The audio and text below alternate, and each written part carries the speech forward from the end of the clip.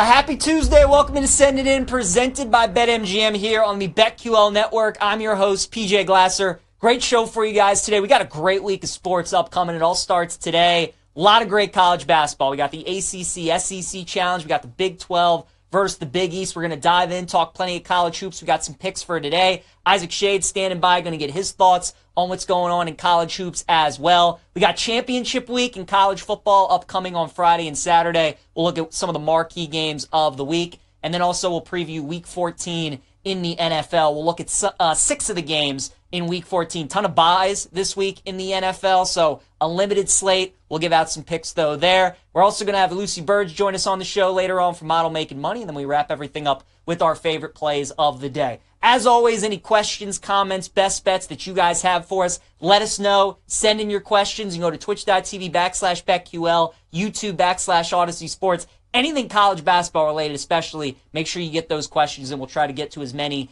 as we can. And if you miss any part of the show, over the next 30 minutes, we got you covered. The Send It In podcast available wherever you get your podcast. Get this show rolling, though. Glasses in session. Let's go to the Glasser guest line. Isaac Schade joins us. Give him a follow on X at Isaac Schade, host of Locked On College Basketball and Locked On Heels as well. Isaac, great to have you on the show, man. I know we're excited about the hoops today, tomorrow as well, loaded slate, but Feast Week was just unbelievable with all those tournaments that we had going on. It was really good. Want to get your thoughts of a team that you thought was the biggest winner for Feast Week. Who's a couple teams that you were really impressed with?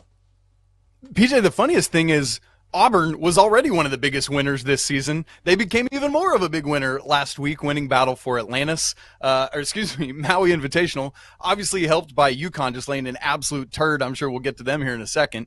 Yeah. But Auburn coming through what was the toughest side of the bracket, knocking off Iowa State, coming down from 18 down to the Cyclones, beating North Carolina, and then knocking off Memphis in that championship game. But Auburn already had the biggest win of the season, winning down in Houston at the Toyota Center. I'm all in on the Tigers. Huge for them. But it stayed with football schools because another big winner was Oregon, who wins their NTE as well, winning the inaugural Players Era Festival, this NIL event. And so really, really interested to see what the Ducks are going to continue to do out there, that brand new Big Ten school, as we all know. Yeah, exactly. Oregon looked really good, had a couple of big wins. Like you mentioned, they beat Alabama on Saturday, so Ducks looking really good. What about the other side, Isaac? You alluded to UConn, certainly 0-3, disappointing event for them. Outside of the Huskies, maybe another team that you were disappointed with? Absolutely. It's the Indiana Hoosiers, unquestionably, PJ. They are this team that it's like, Mike Woodson comes into the season already on the hot seat because things haven't gone well in Bloomington in his first 3 years. He brings in all these transfers, none of whom can shoot threes, by the way, which is already their big issue, and they still can't. Dude, they got to get this figured out. But the problem with Indiana is they go, and they weren't 0-3 like UConn was, but they lose these games at Battle for Atlantis. And the problem for Indiana is their non-con slate is so weak. Outside of Battle for Atlantis, the only high major game they had was South Carolina at home. South Carolina is the only SEC outside the top 62 at Ken Palm right now. They're 135. And so it's like that does nothing to move the needle. And then they lay an egg at Battle for Atlantis. They got nothing else in their non-con slate. They got to do work in Big Ten or Indiana's in real trouble. Yeah, it's a great point there. Obviously, disappointing week for the Hoosiers as well. You brought up Auburn right now at BetMGM, Isaac. They are the favorites to win the national championship at plus 900. And now that we've kind of had these tournaments, we had Feast Week, we're starting to get some more conference showdowns over the next couple days. We'll get a better idea of maybe what are some teams that we like heading into March in some of these non-con games. Outside of Auburn, anybody at the top that maybe you would look at to win the title? Yes, Auburn is my pick right now. They've got the depth, the talent. Bruce Pearl's incredible. Offense and defense both ways. I would go Auburn right now. But the two other teams that I have been most impressed with in the first 3 weeks of the season are Gonzaga, even though they took that loss to West Virginia, who, wow, West Virginia put on a show last week, by the way. That's another winner of last week. But Gonzaga has the goods, man. Graham Ike is great. Ryan Nembhard is a great point guard, a true point guard, a distributor, can get things going. I'm not worried about that West Virginia loss. Better days ahead for Gonzaga. And the other team is the team that's number one in the nation right now, and it's Kansas. They addressed the issues they had last year, which was depth. They couldn't shoot. And when guys got hurt like Kevin McCullough, it all went to pot in the NCAA tournament. This year, the shooting is working. They've got depth. They've got a defensive dude in KJ Adams, which, by the way, is part of UConn's problem. They don't defend at all right now. And so I think Bill Self has addressed his issues from last year. And although the computer numbers don't love them as much as the human numbers do right now, Kansas is very legit. I cannot wait to see this Big 12. Do you think it's just going to be as easy as Kansas is going to win the Big 12, Isaac? Because coming into the year, we all thought that conference was going to be loaded, and Arizona doesn't look like they were going to be as good as we thought. Houston suffered a couple losses. Baylor's gotten off to a little bit of a rocky start. Do you kind of see that league coming down to Kansas and Iowa State in the Big 12? I think better days are ahead for Houston. They'll get there. Part of the problem is I think we have maybe undersold what they lost in Jamal Schade, who was such a great two-way player last year. And you saw it, right? Like, he went down in the NCAA tournament. They fall to Duke in the Elite Eight. I think Houston will get things figured out. Coach Sampson is too good of a coach to sit where they are right now. Arizona, I was already down on, and then they kind of proved it last week. Like, if I had gone to a loser beyond Indiana, it would definitely be the Wildcats, man. I just do not think they have it this year. But I do think, as you just said, PJ, it is Kansas and it's Iowa State at the top of the heap right now in the Big 12. The thing with Iowa State, right, we think about TJ Otzelberger's teams and their defense. Man, this team can put up points in bunches, dude. I'm telling you, they are so good. Taman Lipsey, who is probably their best player, hadn't even been playing all that great yet. It's been Shad Gilbert. Milan Momcilovic, one of my favorite sophomores in the nation, led them in scoring the other day. Watch out for those Cyclones, man. They could win the Big 12. I'm with you. And I always look at those like defensive teams, right? Like Houston, Tennessee. Can they score? Because in the tournament, they're going to need a game or two where they win a game in the 80s. And Iowa State played a couple of those out in Maui. Let's talk about some of the heavyweight games we have tomorrow night, Isaac, because we got some big-time matchups. We've talked about Auburn on this show. They're in Cameron Indoor to take on Duke. You got the number one offense, according to Ken Pom, versus the number one defense in Duke. It's going to be an awesome game tomorrow night. Your early thoughts on the Tigers and the Blue Devils tomorrow? First, my first early thought is the schedulers really screwed this up. Why are we getting that game and North Carolina, Bama on the same night? Split them up between tonight, because 10 of the ACC, SEC games are tonight, 6 are tomorrow. Split these things up, let the national media get to both of them, because those are your two marquee games in this event. Big miss by the schedulers of this event. Way to go, ESPN. Appreciate you. But anyway, dude, this game is going to be awesome, PJ. We've got like this Duke team. I know they're young. I know they rely on a bunch of young guys, but they've got these veteran role players that come in like Mason Gillis, Malik Brown coming over from Syracuse, who was the ACC Defensive Player of the Year.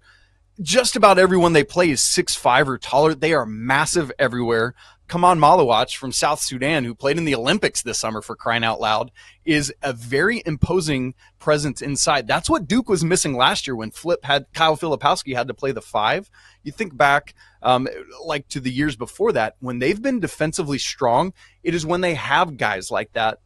They didn't last year. That was a glaring weakness. This defense is something for real. And if Duke's offense can catch up to that, I love Con Knipple. I think he could actually end up being their leading scorer over Cooper Flagg, believe it or not. Like, Duke has these pieces, man. I'm excited about what the Blue Devils have. But, man, Auburn is a juggernaut right now. They are firing on all cylinders, and they haven't even gotten like J.P. Pegues, the Furman transfer, who famously knocked out Virginia in the NCAA tournament a couple years ago. He's not even really going yet, but thankfully they've got other point guards to lead the way, like Tahad Pettiford, this crazy good freshman who comes in behind him. They've got Denver Jones, who himself is a defensive stopper. Like, that's the thing. Yes, Auburn is the number one offense, but this Bruce Pearl team can defend like crazy. Janai Broome is the national player of the year right now, and he does it on both sides of the court. This should be a crazy game. I've actually got Auburn winning this outright. Yeah, I'm kind of with you. I think they win that game outright tomorrow, too. What about your Tar Heels? Do you think they can get revenge from their Sweet 16 loss against Bama? Look, peek behind the scenes, folks. PJ is a Crimson Tide guy. I'm a Tar Heel, and so we are at odds today. Here's the problem. North Carolina lost to Alabama 2 years ago in the PK 85 in 4 overtimes because Caleb Love doesn't know how to end a session with a good shot.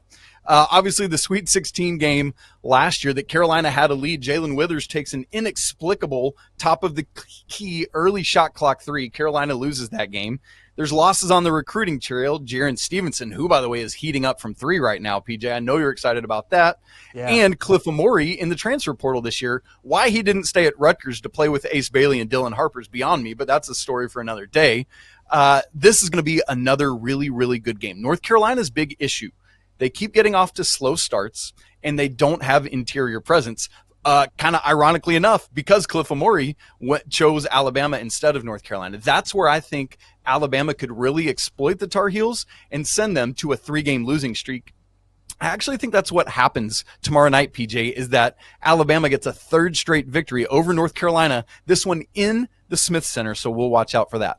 Wow, can't wait for those two tomorrow. Eyes, before I let you go, real quick in about 30 seconds, any bets, any plays that you like in tonight's action?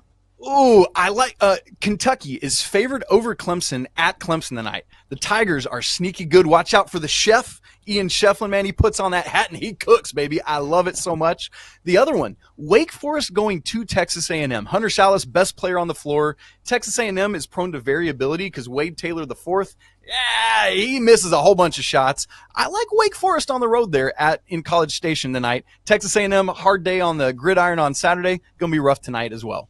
All right, I like it. Isaac Schade join us here on Send It In. A lot of great stuff. Make sure you guys follow him on X at Isaac Schade. Check out the host of Locked On College Basketball Podcast and Locked On Heels as well. Isaac, great talking to you, man. Enjoy all the college hoops. Catch up again soon.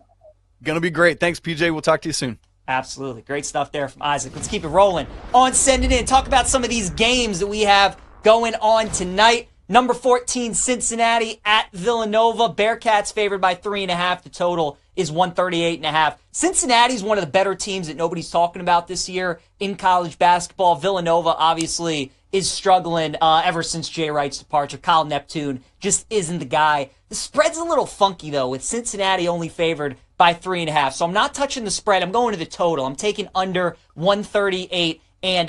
Both of these teams played a very slow pace. According to Ken Pom, you got Cincinnati, who's 269. Villanova is 311. Cincinnati's also got the number 5 defense in college basketball as well. The spread only being 3.5 tells me that odds makers think Villanova can keep this game close. They can kind of muck it up and hang around with Cincinnati. I think this game's going to be in the 60s. We'll go under 138.5 in Cincinnati and Villanova. Also got John Calipari in Arkansas on the road tonight, taking on Miami. The Hogs favored by 4.5, and the total is 155.5. Now, Arkansas this season hasn't been great against the top 25 teams that they've played. They lost to Baylor. They lost to Illinois. But these kind of games against Miami, teams that they should beat, teams that they should roll against, they have been taking care of business. Miami's been really bad. They've lost 4 straight games. They were not good in their holiday tournament out in Charleston. They lost to Charleston Southern. They lost to Drake. They're losing to some mid-major programs. Down on the Canes, I'll take Arkansas minus 4.5. Notre Dame in Athens tonight to take on Georgia. Maybe we'll get this matchup in the college football playoff here pretty soon. Georgia favored by 8.5. The total is 140.5. Something I've noticed with Micah Shrewsbury and Notre Dame is that when they were playing out in Vegas in their holiday tournament, they were adaptive to playing to whatever style was presented to them. If they went up against Houston, who was a defensive juggernaut, that game was lower scoring. When they played Creighton, when they played Rutgers, 2 teams that can score, both of those games were in the 80s or the high 70s. So Notre Dame has shown the ability that whatever team they go up against, if they need to play a defensive game, it's lower scoring. If they need to play a higher scoring game, those games are higher scoring as well. Notre Dame's not winning those games, which is why I don't want to take them plus the points. But Georgia does have the ability to score the ball. I think Notre Dame's going to be able to score with them. We'll go over 140.5 in Notre Dame and Georgia. Got Michigan on the road tonight, taking on Wisconsin. Badgers, 3.5-point favorites. The total is 50.5. This opening line was 2.5. It's now 4.5 at some shops. So we see some steam coming in on the Badgers. Both of these teams, 2 of the biggest surprises so far in college basketball. Dusty May taking over for Juwan Howard in Ann Arbor has done a great job so far to start the season. Wisconsin as well. They can score this year. You think Badgers, you think defense, slower pace. Badgers are putting up some points. This is a tough game to call. Feels like the spread is right, 3.5. Probably going to be a close game, 1 possession. It's tough to bet against Wisconsin, though, in the Kohl Center. They're a tough team to beat in that building. So I like Wisconsin on the money line. I think they're a nice money line parlay piece with another game on the board. And then finally, favorite play of the day in college basketball is going to be Clemson in the first half, plus a half against Kentucky. As Isaac was just saying, I think a lot of people are going to look at this spread with Kentucky only 1.5-point favorites, and Kentucky being Kentucky, the big brand that they are, had that great win over Duke in the Champions Classic.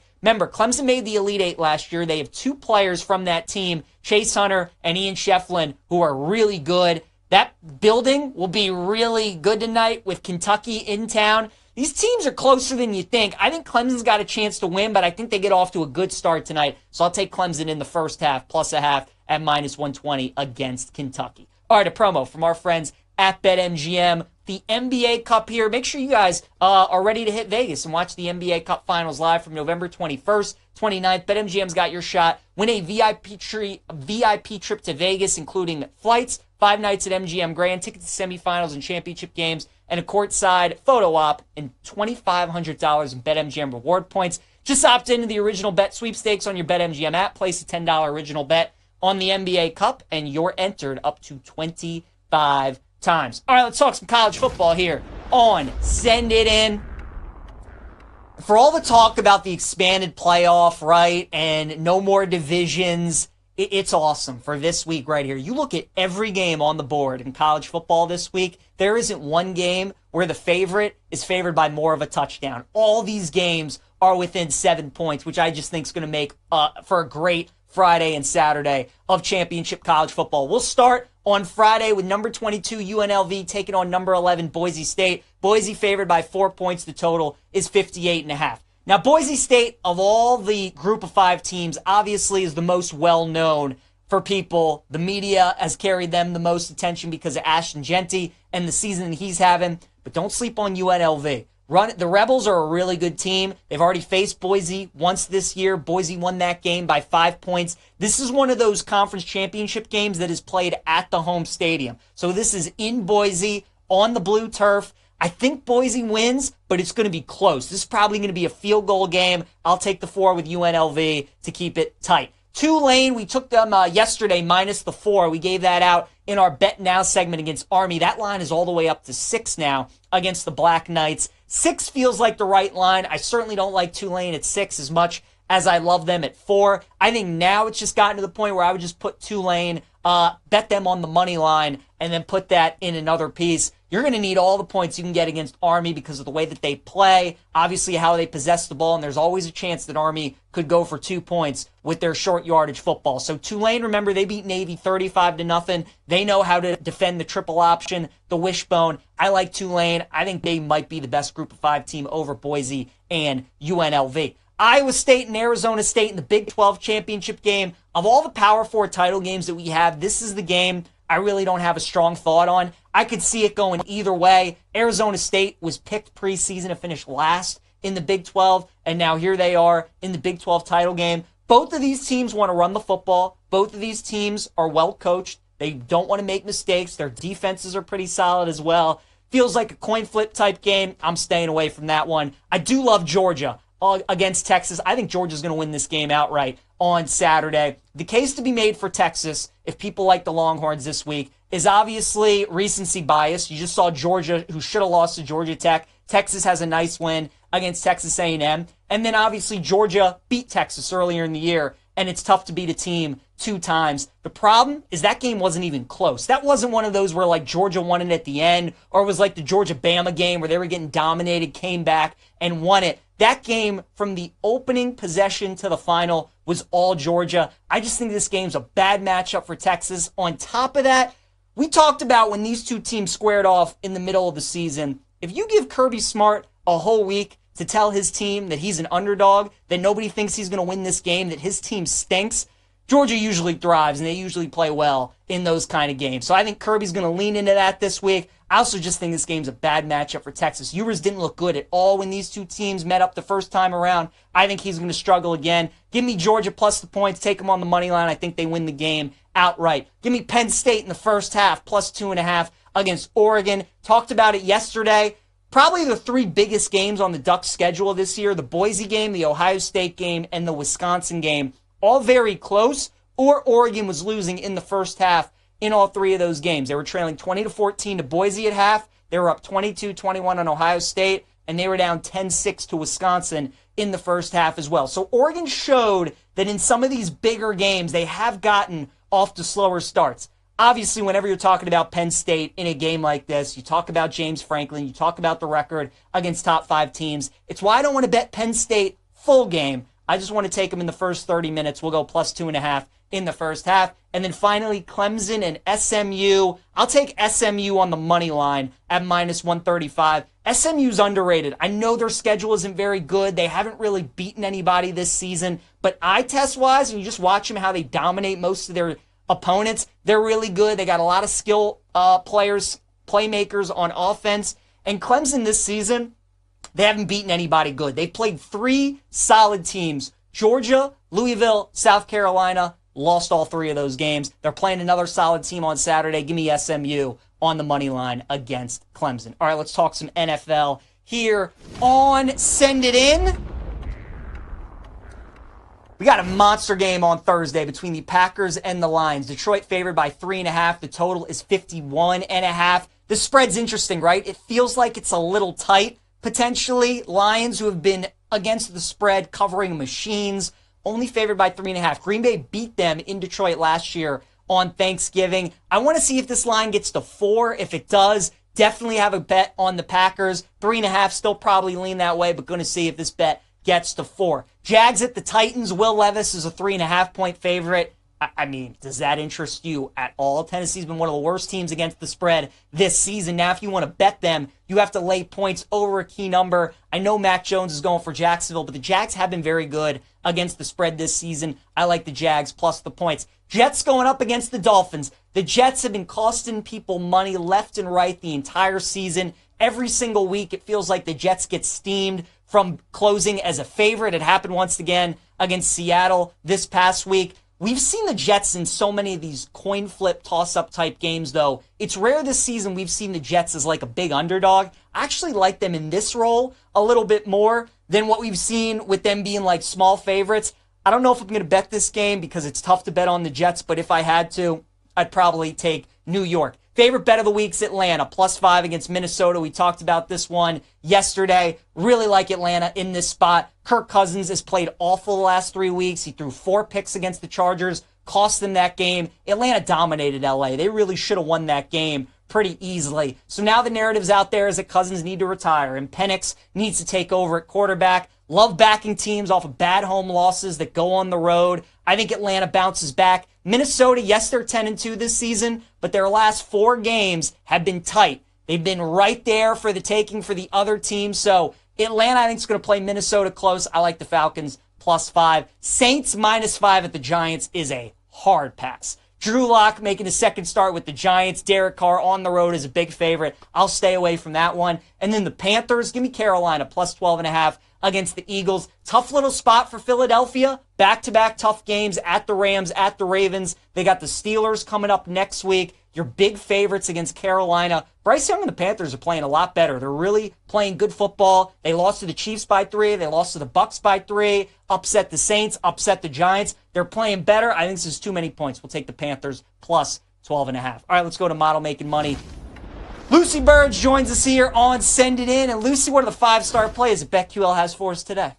Yes, hello, PJ. 5-star play for today is Cavaliers -16 against the Wizards. The Cavaliers are coming off of covering against the Celtics, and they have covered in 6 of their last 8 games. They are also 9-3 against the spread at home. The Wizards are 5-12-1 against the spread this season, and 3-5-1 against the spread on the road. So the BetQL model loves Cavaliers -16 against the Wizards as a 5-star play for tonight. All right, very good. Lucy, let's talk some baseball because we had some news with your Red Sox today with them picking up Aroldis Chapman. What do you think about that? Yeah, PJ, I hate this. I hate this very much. I almost thought with all of the rumors, it has been insane on Red Sox Twitter the past 3 weeks or so. So I thought this was just another rumor, another quirky thing that someone's tweeting out. No, this is real. I checked maybe 3 times, PJ. This is actually a real thing that happened. I don't like this at all. His past is, of course, not perfect, not great. He was suspended for 30 games a few years ago, if you might remember. Just give him a quick Google. See if anything about Aroldis Chapman Chapman. And last year, he was 5-5 with a 3.79 ERA, and he's a 36-year-old addition to this bullpen. So I don't really like this at all, PJ. I hate this move, and just sign Juan Soto. Sign Juan Soto. The best we can do is Aroldis Chapman. No, I don't like it at all. So no, this is a 0 out of 10 for me. I hate this. Wow, 0 out of 10, Lucy. Okay. All right, well, let's cheer you up. Let's talk about the Detroit Lions, because I know thank you. I know you love your Lions. They're playing on Thursday against the Packers. They're favored by 3.5. It should be a really good game, Lucy. I assume we're back in Detroit on Thursday? Yes, this game is going to be fantastic. The Packers are on the heels of the Lions when it comes to the division. The Lions know this. They know that this division is stacked. The Vikings are right there too.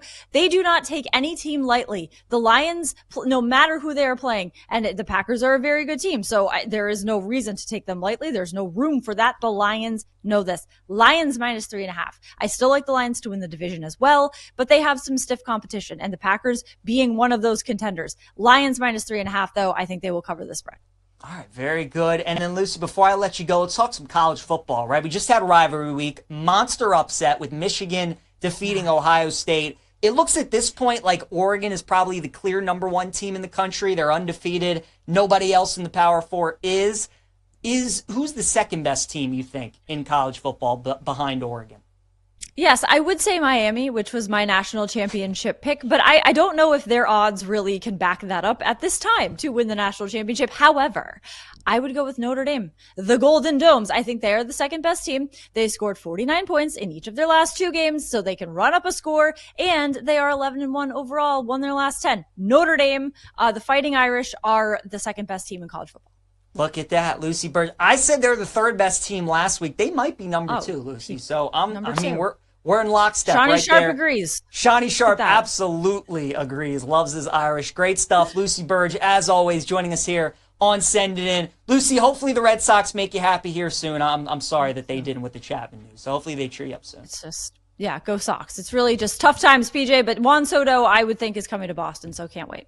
All right, there we go. Lucy Burdge joining us on Send It In. For those people who want to continue to bet but don't have the time to research each individual game, you need to download the BetQL app. It ranks each game on a 1 to 5 star scale based on its unbeatable analysis from spreads and over-unders to player props. Stay up to date and bet confidently with BetQL's help. All right, guys, wrap the show. PJ's plays here on Send It In. Our guy Beef_VZ likes the Vegas Golden Knights tonight. Personal bias. That's going to be a hell of a game tonight against Edmonton. I did see that they were home dogs, Beef. So I think I'm going to be riding with you on that and taking Vegas tonight. As for my favorite plays for the day, Chase Hunter, the point guard for Clemson. They're going up against Kentucky tonight. I like him over 17.5 points against Kentucky. He's their guy. And in a game like this, I think he's going to take a lot of shots. If Clemson's going to keep this game close and win the game, which I think they certainly could, it's going to be because Hunter has a big day. I think he does over 17.5 points for Chase Hunter. My dog of the day, I'm going mano-a-mano with the BetQL model.